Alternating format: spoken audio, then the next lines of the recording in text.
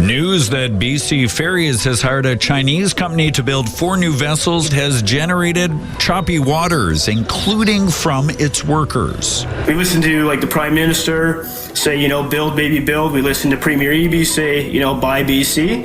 I have a question. Who's ready to build Canada strong?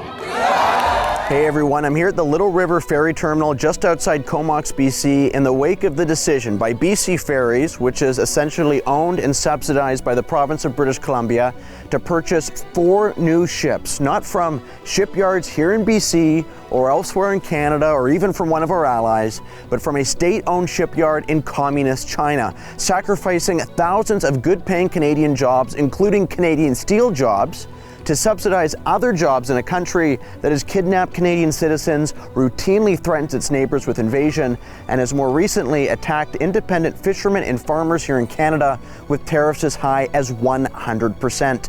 This after the NDP Premier and Liberal Prime Minister have spent the last 5 months or so preaching the necessity of buying Canadian, supporting Canadian products, Canadian workers, etc.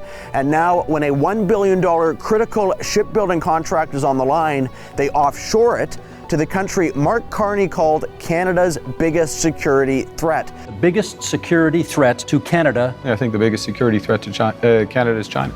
To a country that undercuts Canadian businesses routinely with lower wages and lower safety, employment, and environmental standards. And even more insulting, the next day after this announcement was made, the executives and NDP-appointed board of BC Ferries decided to celebrate the outsourcing of Canadian jobs with a big, fancy night out. On Friday, I brought this issue up in the House of Commons along with my colleagues, and here was the Liberal response.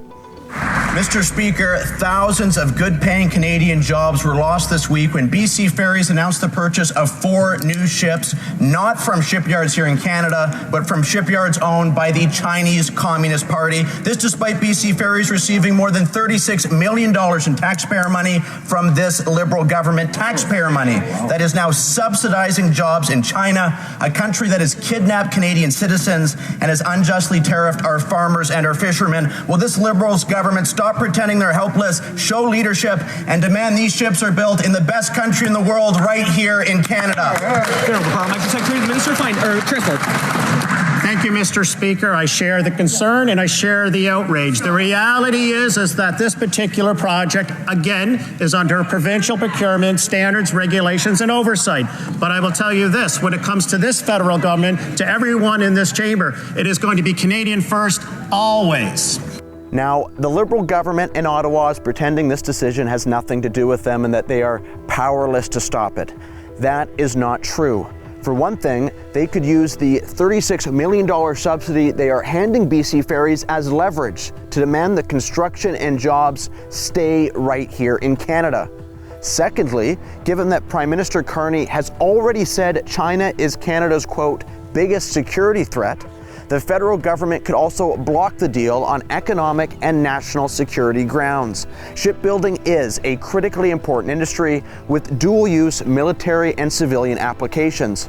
The fact that Canada, which used to have the 3rd largest navy in the entire world at the end of World War II, apparently can't build 4 ferries should be a wake-up call, not to further offshore these important jobs, but to reinvest here at home, to support Canadian workers, Canadian industry, and Canadian innovation.